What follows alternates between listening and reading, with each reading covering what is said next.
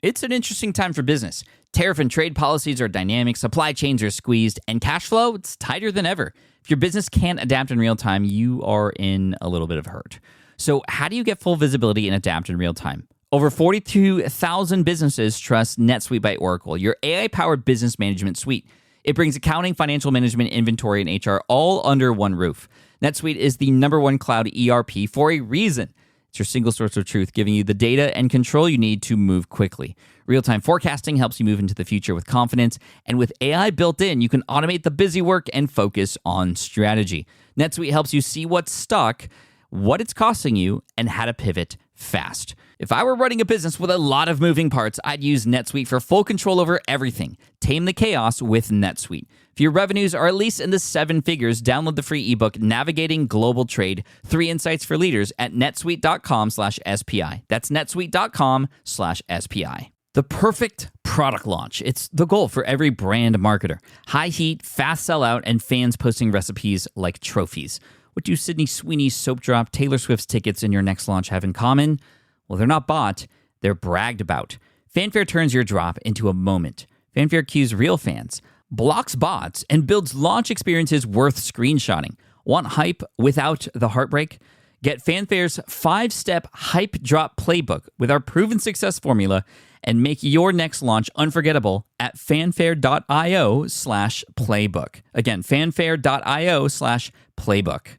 When you zoom into the scale of days or weeks on a lot of historical figures who were very accomplished, you will often be so surprised by how quote unquote lazy they seem. Like, what do you mean you're just on a boat today? Or you're on a train going across the country? That's all you're doing for the next 2 days is you're on a train, like playing billiards and reading books. There was no notion of them being every day, full out, busy, high intensity. That is the modern knowledge worker adapting an assembly line factory model to the production of information. It is not in any way a natural way to produce the best stuff you can over a lifetime. How close have you ever gotten to burning out? Now, I know we all have different levels of what that might mean, from just feeling really stressed, maybe even depressed, or in some cases, like some of my even colleagues and friends who've worked so hard for so long, who have ended up in the hospital. And we are living in an age where just even worldwide, there's a pandemic of overwork. And today we're bringing on a professor, an expert, Cal Newport, who has a new book called Slow Productivity, which is interesting because even when you hear those two words together, they almost are combative against each other. But no, there are principles that we can follow, that we can actually begin to execute on right now. 3, in fact. 1 being doing fewer things. The second being working at a natural pace. And 3rd, doing high quality work. And what Cal does in his book is he goes back into time to discover some of the greatest people who have produced some of the greatest things and the kinds of things that they were doing around that time. And guess what? It's very different than what we're doing today. They were not in the same world, but we need to get back to that world, and we're going to talk about it. We're going to go back into history. We're going to talk about the definition of productivity and why it needs to change. So a lot to uncover in this episode. Cal's second time on the podcast, his latest book, Slow Productivity, is what we're going to be talking about today. The last time he was on, we were talking about deep work, but this is an important one. Here we go. Let's enjoy the show. You're listening to the Smart Passive Income Podcast, a proud member of the Entrepreneur Podcast Network, a show that's all about working hard now so you can sit back and reap the benefits later. And now your host. He's pretty sure he could survive out in nature on his own for a few days, as long as the temperature stays in the 70s. Pat Flynn. Running a business means legal questions are inevitable. Is this contract or agreement solid? What can I do if a client won't pay me? Am I set up properly for taxes? Well, rather than trying to navigate all of this on your own or searching endlessly online, imagine having a law firm on your side without the high hourly rates. That's exactly what Legal Shield's small business plans offer. With Legal Shield, entrepreneurs get access to real legal support, contract reviews, collection letters, guidance on business formation, and even help handling IRS audits. Members can book consultations, upload documents through the app, and work with a provider law firm that understands small business laws in your state. You also get proactive help on tax and trademark questions so you can stay ahead of legal risks. And if a client delays payment, Legal Shield can send professional collection letters to help you recover what you're owed. all for a fraction of what traditional attorneys charge. Go to LegalShield.com/SPI or call 833-570-9980 to learn more and get big business legal support without a big business budget. That's LegalShield.com/SPI. Do you know the secret to businesses that are scaling faster than ever? They're using Upwork to tap into a diverse pool of skilled freelancers across various industries. With Upwork, you can find specialized freelancers in marketing, development, design, and more. Experts who are ready to help you take your business to the next level. I've personally used Upwork myself and can vouch for it. Posting a job on Upwork is easy. With no cost to join, you can register, browse freelancer profiles, get help drafting a job post, or even book a consultation. From there, you connect with freelancers that get you and can easily hire them to take your business to the next level. Upwork makes the entire process easier, simpler, and more affordable with industry-low fees. Post a job today and hire tomorrow with Upwork. Visit Upwork.com right now and post your job for free. That is Upwork.com to post your job for free and connect with top talent ready to help you grow your business. That's Upwork.com. Again, Upwork.com.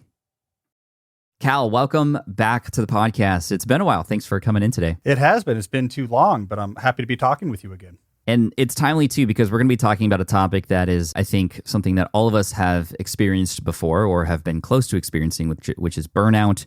Productivity is an important part of the conversation of being an entrepreneur and a lot of things we talk about here. But I love the tagline of your new book, The Lost Art of Accomplishment Without Burnout. That leads me to believe that literally everybody feels like we're burning out right now, which we are. Why write this book? You write about a lot of things, but why this topic in particular is important to you right now? This idea had two different sources. One I think of as internal and one is external. So the internal source is really personal. It's, I have 3 kids. They're all 3 boys. And during the period where this idea came to me, they all entered elementary school age. So it's a kind of a critical age for boys. And I got this sense that they needed as many hours as possible for me. Like the dose response there was just linear, just sheer linear. The more hours, the better. And that was new. That's different. Your parenting relationship with toddlers and babies is more of a survival game. Keep them happy, keep them alive.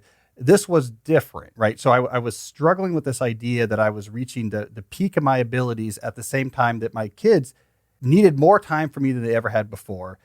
And then externally, so while all this is going on, there's the pandemic, and my podcast listeners and my readers, they start expressing to me all this frustration with the word productivity.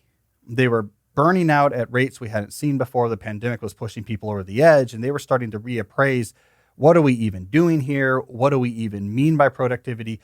So those two things came together, and I thought, okay, I want to really reappraise this.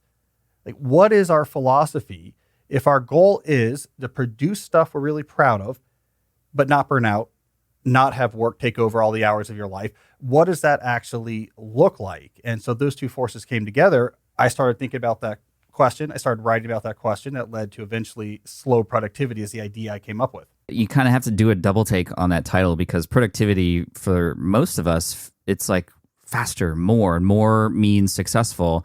How do we begin to remove ourselves from that? Because it's so ingrained in our society now, especially with just how fast things are going. There's almost a romanticism with burning out in a way. Tell us why that's bad. I mean, a big part of this romanticism is arbitrary. It's why I start the book historically. So not let's jump in with advice, let's jump in with new ways of organizing your work. I went back and just asked a simple question. Where does the current definition of productivity in knowledge work? So people who use their brains for a living, so we're not talking about factories, we're not talking about farmers, but in knowledge work, what is our current definition of productivity and where did it come from? And the story that you turn up is that you get to mid-century, 20th century, knowledge work as a major economic sector is just emerging. So that term knowledge work is coined in 1959. They don't know how to define productivity, right? Because in a factory, it was clear. How many labor hours go into the production of one Model T? It's a number you can measure and improve. In agriculture, it was clear. How many bushels of corn per acre is this particular system of agriculture producing from us? It's a number we can measure. Knowledge work, now suddenly we had people in offices doing multiple different things. Their workloads were not that specified. The systems by which people organized themselves was left up to the individual. So productivity in the knowledge sector was largely personal. You figure out how to organize yourself. So there's no uniform systems to evaluate. And what they did is they just looked to the industrial sector and said, well, why don't we use activity as a proxy for useful productive effort? It's the best we can do. We don't know how to measure productivity in this new ambiguous environment. So we'll just say, seeing you do things is a mark that you're doing something probably useful. More activity is better than less. I call this pseudo productivity. And we just implicitly adopted that as this is what we'll use in lack of clear metrics or a deeper understanding of what we're really doing. Activity is better than non-activity. More is better than less. And, by the 1960s, that was just how we had implicitly decided we were going to measure, and I'm putting productivity in scare quotes here. We decided that's how we were going to measure productivity. And that was okay until we got computers, until we got email, until we got smartphones and laptops and more work than we could ever handle coming at us at all times in the day, the ability to bring work with us everywhere we could go. Those technological breakthroughs combined with this pre-existing definition of pseudo-productivity, and that's when the wheels really began to come off. That's when we began, starting the early 2000s, to see knowledge workers really get burnt out. Yeah.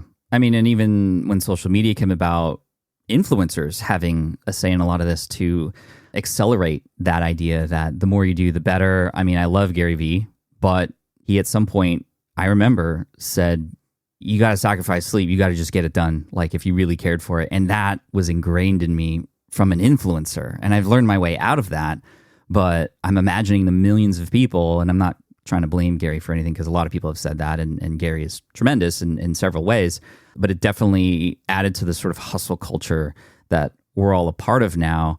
And you almost kind of feel like you're losing, or you feel like you're getting left behind when you just aren't busy all the time. Well, I think certainly the online world added this extra element to distorting our understanding of productivity, because the algorithms tended to prioritize or give more attention to these approaches to talking about production that were based on simple and extreme types of activities. I saw this most clearly in a space that's close to home with me, a subsection of the productivity world, which is study habits. Because when I was young, I wrote some books on how to study. And in fact, I have this book, How to Become a Straight A Student. I wrote my first year as a grad student, which is actually one of the best-selling study guides that's out there. So I know a lot about this topic. Starting in the 2010s, you began to get these crazy videos online. This was mainly a YouTube phenomenon, but also Instagram and probably TikTok, I don't know, where people would study for 12 or 13 hours at a time, and they would film it and time lapse it. So like, watch me study for 12 hours. And then someone else would come in and be like, I'm studying for 14 hours, right? This was incredibly foreign from anything related to how you actually do well academically. I was a very successful student. I wrote a very successful book about it based on research of other very successful students. Here's how they really study. No one does that. It's a ludicrous way to try to sustainably gain good grades, but it played well on YouTube. Because if you think about like a Mr. Beast video or something, what do you need? You need like right up front, something extreme. I promise you, I'm going to show you something extreme. And then you show that extreme thing. That plays well with algorithms, but the content of this made no actual sense. So I think you're absolutely right. Internet culture, it's not that it was reflecting, this is my theory, it's not reflecting an actual profound shift towards extreme hustling. It was magnifying the hustling that was actually out there, because that plays better when you're trying to get views, when you're trying to get likes. Right. And I mean, we could have a whole conversation, and this relates to your previous book, Digital Minimalism, and staying away from a lot of those things. I mean, you're not on X and Instagram having these conversations. I mean, that's a whole nother podcast episode, but I think we should go back in time, take the DeLorean back to some of the old traditional ways, which you do in your book. You go back to how it used to be and look in history to see the most impactful and most creative philosophers and artists and writers, and you kind of uncover what worked then. And I think we need to go back to those times in a way. Can you help us define what productivity should be to get our best work out there? Yeah, this was my big idea about how to get a better alternative to pseudo-productivity, was that there used to be a time where we did have knowledge workers before the 1950s. Historically, we had philosophers and writers and painters and scientists who worked with their minds to produce value. And because they were often supported through patronage systems, et cetera, had a lot of flexibility and autonomy in figuring out how they wanted to work. And so my idea was, let's go study what they did with all this freedom and flexibility, they could do any way they wanted to organize their work they can. How did these traditional knowledge workers throughout history do it? And then let's see if we can adapt those ideas to having a job with a boss, to having a job with clients, having a job where you actually have to go to an office. So I look back towards these traditional knowledge workers, much in the same way that the slow food movement looked back to traditional eating and dining cultures to understand how to build a better relationship with food today. I was doing the same thing with productivity. These are the right people to study. Not what we did in the 50s or 60s. That was just pure pseudo productivity. We were trying to run our offices like GM. That's not that interesting. How did Georgia O'Keeffe or Marie Curie or Isaac Newton, or even the more modern examples of traditional knowledge workers, Mary Oliver, Lin-Manuel Miranda, the people who had a huge autonomy in how they created valuable things with their brains, what are the core principles they orbited around? That became my interest. And what did you discover? Can you offer a little bit of that? And obviously, everybody needs to go read this book. Comes out March 5th. I believe this episode will be out by then, so you can all pick it up on Amazon. Or I don't know, Cal, do you have a different place you'd rather people go to see it? You can buy it wherever you want, or if you want to experiment with it first, calnewport.com/slow, if you want an excerpt, so you can sort of get into these ideas while you're deciding whether to buy. But let me tell you, there was 3 big principles. So I found 3 big principles. The whole second half of the book is organized around them. Number 1, do fewer things. Number 2, working at a natural pace. And number 3, obsessing over quality. Those 3 things, which I'm happy to unpack as much as we need, those 3 things combined is the recipe for a slower type of productivity, by which I mean a approach to productivity where you're producing really good stuff. Like, you're proud of what you produce, you're making money, your employer's happy with you, but it's sustainable and it's human, and you're spending all the time you need with your 3 kids or whatever it is that's important to you. Those 3 principles play a role in that. Okay, well, let's dive into the first principle here, which is do fewer things. I think that is just in general a great thing, because a lot of us are saying yes to so many things. But in the context of productivity, what does that exactly mean? And I would imagine that the word priority comes into play here. Well, here's the problem. There is no, in most knowledge work setups, whether it's at a big company or you work for yourself, no explicit tracking of workloads. So there's no, here's your 5 slots. What are you doing in these 5 slots? It's all informal. What most people do is a psychological heuristic where you keep saying yes until you get so stressed by your workload that you feel like you have psychological cover to say no. I feel bad saying no, but I'm so stressed that at least I feel justified in doing it. And so what we end up with is everyone has 20 to 30% too much to do, because they wait till they get to that point to start saying no. One of my arguments when I looked into this is the reason why this is disastrous is having things on your plate is not without consequence. Like, as soon as you agree to something, even when you're not actively working on that project or task, there is what I call an overhead tax that's being charged. So you're going to have to send emails about it to other people. They're going to have questions. There's going to be check-in meetings that are going to show up on your calendars. Like, hey, can we hop on a call to see how this is doing? And there's psychic space. Yeah, I know this is something that I need to do. So the problem is, as you load more and more things onto your plate, you get more and more of these administrative overhead tax activities. After a while, you're spending most of your time servicing what's on your plate, the overhead of what's on your plate, without actually even working on the things themselves. And then you fall further and further behind. This is what happened during the pandemic for a lot of office workers, where they were at that level of barely being able to keep up with their work. The pandemic came and gave them 30% more things to do. And they fell into this spiral where the overhead of dealing with this task took up all of their time, which was manifested with a lot of people having this phenomenon of 8-hour Zoom days, right? Whereas meeting the entire day, their whole day got taken over by the overhead. So having too much to do, it seems like you're being productive. It makes you way less productive. And so drastically reducing what's on your plate at any one time actually can be the first step towards not just being more sustainable, but getting more stuff done when you zoom back out again. When you start to chip away, I mean, we've seen things like essentialism to help us manage how to do that, right? And you kind of maybe have a ranking system, you be able to prioritize, you can understand, okay, wow, from a high level, I am doing a lot of things maybe I shouldn't be doing. So let's take those off the calendar, or, you know, if you're an entrepreneur, you might hand them off to somebody else. But what ends up happening, I find, is Parkinson's law.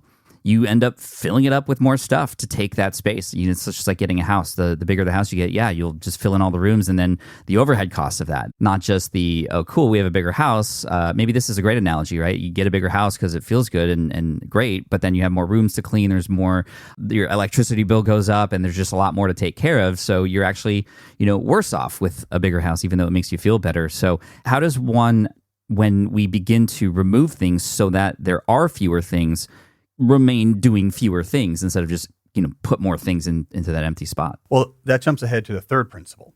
So we have to retrain ourselves to obsess over the quality of what we're producing. So what'll happen for a lot of people who are very overloaded, and maybe they put in place, there's all sorts of ideas you can do to pull back on your load. There's things like time allocation. Okay, if I'm going to agree to this project, I'm going to go find the time in advance when I'm going to work on it. And if I can't find that time, then I realize I don't have enough time for it. There's also notions of doing things like pull systems. I only work on 2 things at a time. So yeah, you can put yourself in a holding tank, and you can look at it. There's a shared document. You can see where you are. I'll give you an estimate of when I might get to it, but I'm not working on this yet. There's lots of things you can do. But when people are used to being completely overloaded, what happens is their conception of work gets heavily biased towards the overhead task activities, which is very action-oriented, very much shoot off this email, reply to this chat, jump on this call, go in this shared doc, check these things off. And so it's very difficult when they cut back on work and they have a smaller number of things to do, they feel uncomfortable because the activity is less. It's not jumping around and doing things. Instead, what's really needed is take a breath. This thing we're doing here, I'm going to destroy this. Like, this is going to be fantastic. I'm going to keep coming back to this for 3 weeks, and it's going to be better than anything I've ever produced. That actually requires practice. And a lot of us are out of that practice. This is one of the number one things you see when you study these traditional knowledge workers is the glue that holds all of these ideas together is that underneath it all, they're obsessed with being better about the main thing that they're doing. So we do, you're absolutely right. We can't just slash what's going on. We have to change how we think about what remains. I love when you said, I'm going to destroy this, because imagine going into your email inbox saying, I'm going to destroy these responses. Right? We don't do that. But like, I know that when I'm creating a video for my Pokemon YouTube channel, I want it to be the most I want people to be on the couch, like crying in emotion because of the thing that just happened, which is like kind of ridiculous to think about, but that's where I find that I have the creative space to make those things happen. I can't do that if I'm in the inbox or in meetings all day. So how does one discover what is actually meaningful and quality to them? One of the things you have to do is actually improve your taste. And this is an idea I think people often get backwards. I mean, I tell this story in the book that comes from Ira Glass, the NPR radio host. And he has this really famous interview that's everywhere on the internet. Like, everyone has seen it. And he talks about when you're in creative work, at first, the biggest issue is you can't match what your taste wants. Like, you know what's good, but you're not there yet. So you have to just stick with it and keep going and producing until you can actually, get your work to the level of quality that you respect. You got to stick with it. I took a contrarian take on this because I said, well, he says that. But then I went and found an interview with Ira on Michael Lewis's podcast. And they were going back and listening to one of Ira Glass's first NPR radio pieces, which was about the 25th anniversary of Oreos or something like that. And Ira's saying, this is really bad. But, and I'm paraphrasing here, I didn't realize it at the time. At the time, I thought I was like a great radio producer and this was great. I didn't even realize like how bad that actually was. And that's really critical because what that says is he was missing something in his famous interview.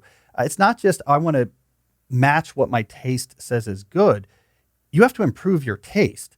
So like often like the first thing to do in getting better is learning what better actually means. Starting to expose yourself to people who are doing higher level work in your particular field, understanding what they're doing, building appreciation. So even before you care too much about, am I getting in my practice reps? Am I stretching myself?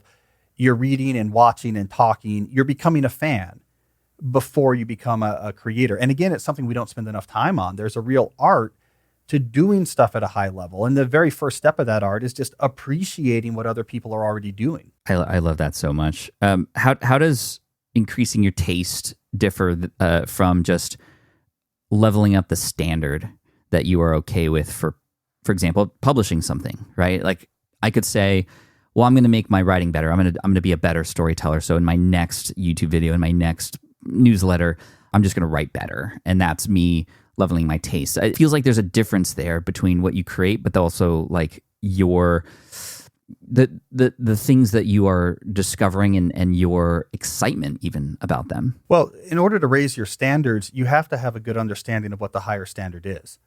Like I think back to my very first book manuscript, which I would have published when I was 21 years old. And I remember this pretty clearly, that when that manuscript first came back from my editors, you're like, this is really good, but you're starting every other sentence with the word so. She's a little distraction. And she said, oh, and also, you're not using any contractions. You always will say, do not, cannot, is not. Like, this is a little bit distracting. Didn't even hit my radar of like, this is a little bit weird into writing, because I hadn't been writing that long. And my taste, I hadn't been as exposed to good writing as, maybe today, where I read so much, I've written so much, that would instantly, I would say, oh, this isn't good. And I would instantly understand why the very best craftsmen in my field, like what makes that better. So it's not just about declaring you want to raise your standard. It's actually training yourself to make that standard higher. I need to expose myself to better stuff and understand why it's better. I need to build appreciation for the next few steps up before I'm able to actually direct myself there, because all deliberate practice, the fundamental activity of getting better, requires activities designed to stretch your ability. To design those activities, you have to know what you're trying to do. They're very intentionally designed. I don't know how to make my YouTube video better until I really understand better YouTube videos.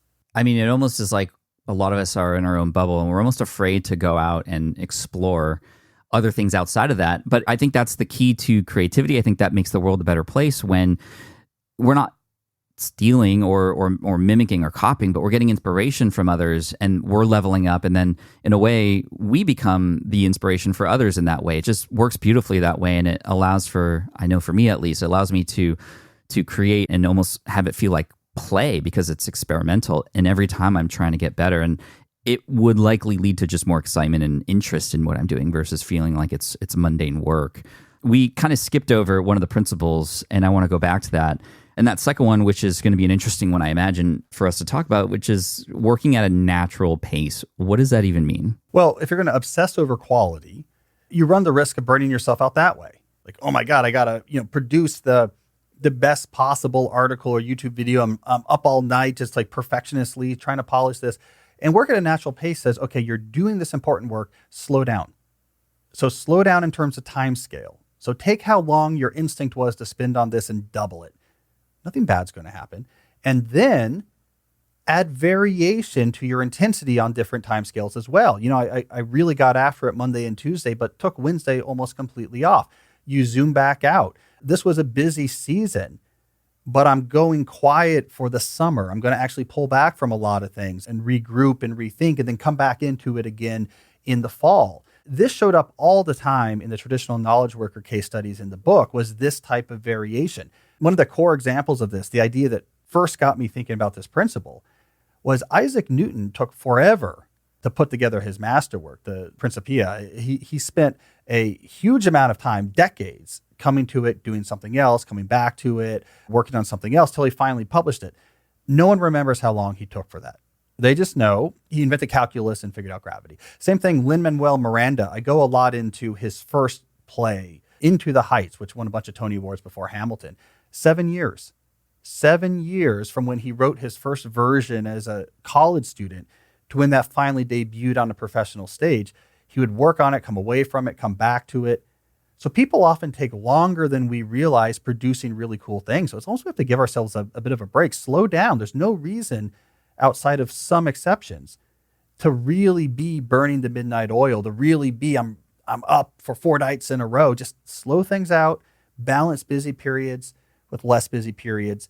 Move your definition of productivity not to what did I produce this week, but what did I produce over the last 3 years that I'm proud of. It's just a completely different way of thinking about pacing. Yeah, I mean, it definitely is counter to the sort of trends and the things we're seeing. And even with like productivity tools that are coming out and whatnot, they almost kind of say, well, that's fill in the time with something, like do something that's going to move you forward. And I know in the entrepreneurial space, especially, it's not just the hustle culture and the grind, but it's the algorithm that we're trying to feed as well. How would you speak to a YouTuber, for example, who is out there getting inspired by people like, for example, Mr. Beast, who is just on a different level, who has a video coming out every couple weeks that just blows the world away, and then we compare ourselves, and it's just like, it makes us feel like either A, we're not good enough, our quality of work is not to that level, but also like I just need to work harder. Like I can't slow down. Like if I slow down, I'm losing time. Yeah, but if you look at a Mr. Beast from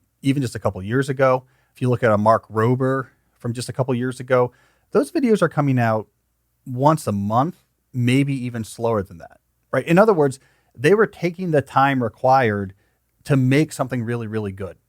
Then when it came out there, it would attract a lot of attention. That's actually, I think, a counterpoint to a more pseudo-productivity hustle culture type approach, where it's more I'm churning through, I want videos every day, I want lots of stuff going out there, I'm a Twitch streamer type where it's just me all the time talking about things. It's a counterpoint to TikTok culture. I mean, I actually would look to them as we're going to spend a month working on this thing. In Mark Rober's case, because he talks a little bit more about his process, there might be many months that go into one of those videos, and we've just been working on this and it's not quite right, let's try this. And it gets edited down to 12 minutes. But it's on a much slower time scale. And I think we feel a lot of internet urgency, and social media really pushes this to, you're going to be forgotten if you're not in the mix all the time. And those are the most successful influencer personalities, at least on YouTube. They're doing something quite different, actually. It's no. What makes this big? What makes us get 20 million views or 100 million views is that we went all in on this for a month. We went all in on this for 3 months. This is like a really larger than life thing we did. It's too good to be ignored once it's out there.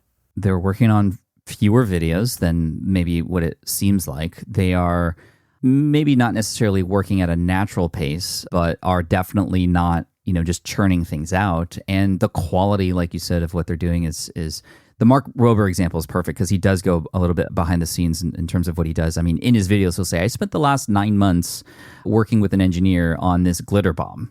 And then we see the glitter bomb everywhere and we think it's an overnight success. And we've had people on the show before like Chris Guillebeau who've talked about the sort of myth of the overnight success. And there's a lot of things that happen underneath the surface that lead to those things. So it is seeming like back in the day, they're just like chill out a little bit, take some time. I know Steve Jobs, for example, even would travel to Japan and take some time off, go to Kyoto, his favorite place, and the same sushi place, and just kind of take a break every once in a while. And it's okay to do that. I mean, look at any biography of major figures in politics or business from early 20th century or before. It's always, Teddy Roosevelt taking a steamliner over to Europe, where he's going to spend the next 3 months on a walkabout vacation before coming back. It's Edison, with all those business concerns, taking a ship down to his property in Florida. He could be there for a month, just monkeying around in his greenhouse as he was like, I'm trying to find a better natural source of rubber, or whatever experiments he was running down there in his greenhouses. So time really unfolded at a different pace, pre-air travel, pre-email, pre-cellular phones. It was very common for very busy, very accomplished people, captains of industry. They would have these huge parts of their year where they were inaccessible, or I need to go see our factory down in South America, our rubber factory. And there we go. That's 3 weeks I'm going to be gone. And you can't really reach me. And that's just what I'm doing. And they still built really big companies. And they still had innovations that changed the world. And they still got, when you looked back retrospectively at everything they did, was very impressive. But their pace, I come back to this again and again, when you zoom into the scale of days or weeks on a lot of historical figures who were very accomplished, you will often be so surprised by how quote unquote lazy they seem.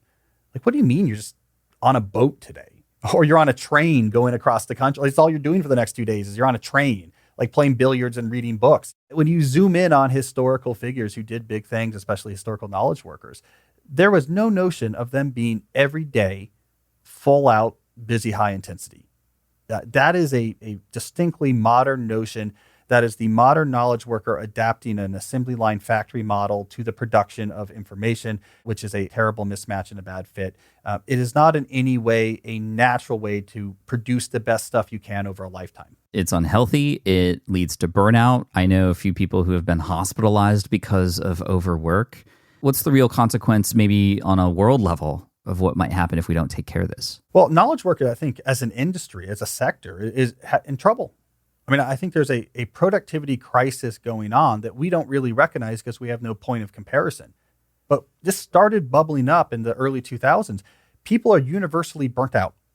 They're universally spending the bulk of their time managing the administrative overhead of work instead of actually doing work itself.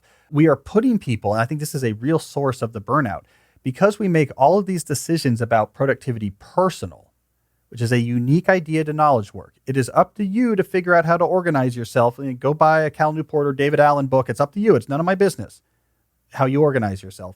We put everyone in this impossible decision where every day they have to be making decisions between my family and my employer, and it's zero sum.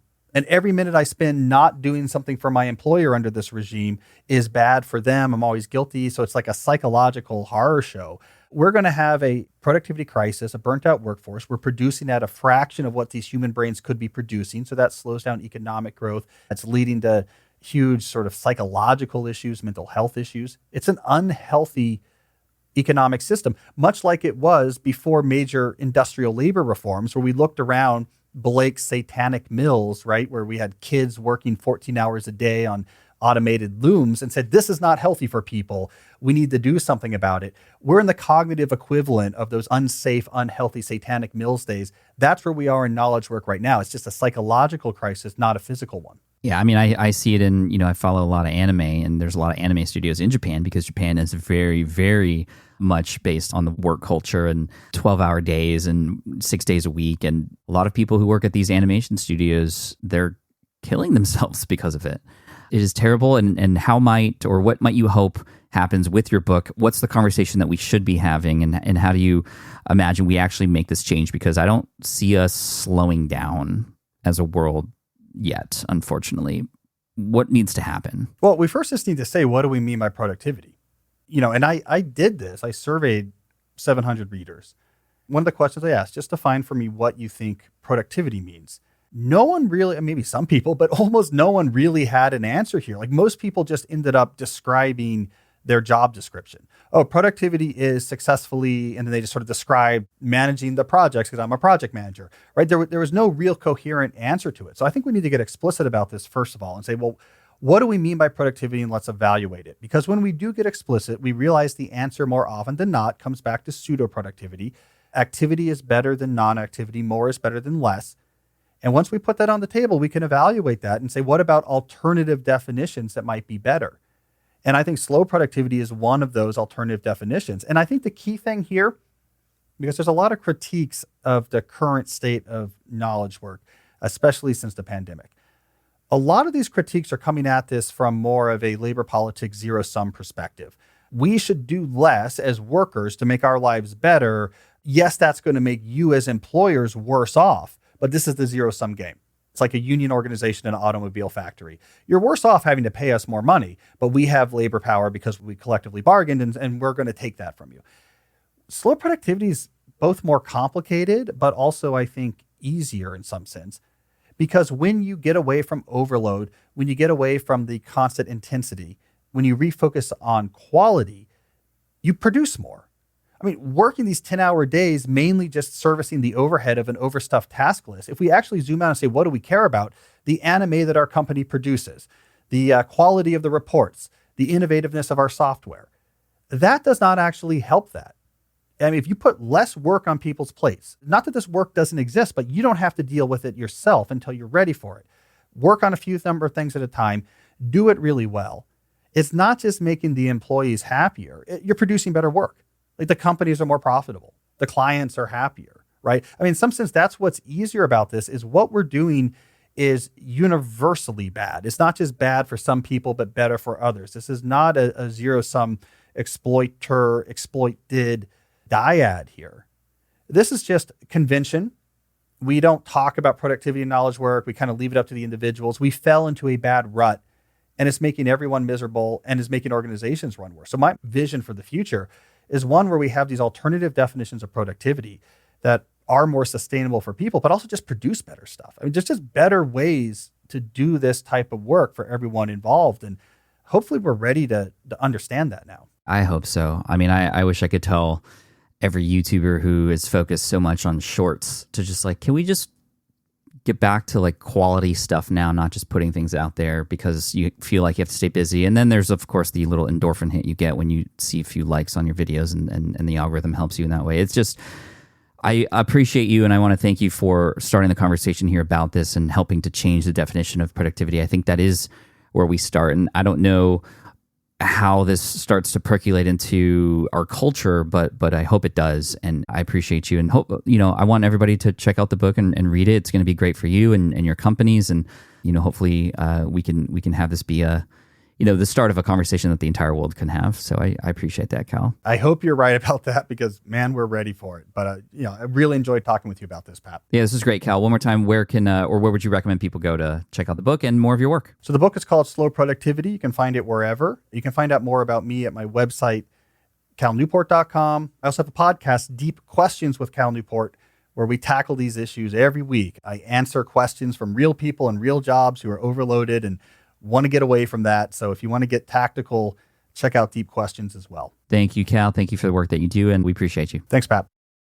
All right. It's always a pleasure to have Cal on the show. I wish him luck. I very much do wish him luck on this book because I want it to be something that starts a conversation worldwide. We are definitely in a time where burnout is real. It's happening. It's being amplified. It's being accelerated. We need to slow down. But I like how Cal broke this down and what that actually means, so that we can still continue to produce great work. And that is something that I'm very inspired by. So, Cal, thank you so much for this. Everybody go check out Slow Productivity, The Lost Art of Accomplishment Without Burnout, and calnewport.com for all of the rest of his stuff. But anyway, thank you so much, Cal. Thank you for listening in. I appreciate you and just all the best. Let's slow down a bit, but let's do it consciously. Let's get inspired by other people's work so that we can have a different level of taste for what it is that we're doing and what it is that we're trying to publish and accomplish out there. So cheers. Here's to you and your success. Bye. Thank you so much for listening to the Smart Passive Income podcast at smartpassiveincome.com. I'm your host, Pat Flynn. Sound editing by Duncan Brown. Our senior producer is David Grabowski, and our executive producer is Matt Gartland. The Smart Passive Income podcast is a production of SPI Media and a proud member of the Entrepreneur Podcast Network. Catch you next week. More people dream about building their own business and being their own boss rather than retiring early. But a majority of them never even take the first steps to register the business. Why? Because starting a business can feel overwhelming. With legal forms, paperwork, finances, it's a lot. And that's where Taylor Brands comes in. Taylor is a complete business builder designed to make launching your business simple and stress-free.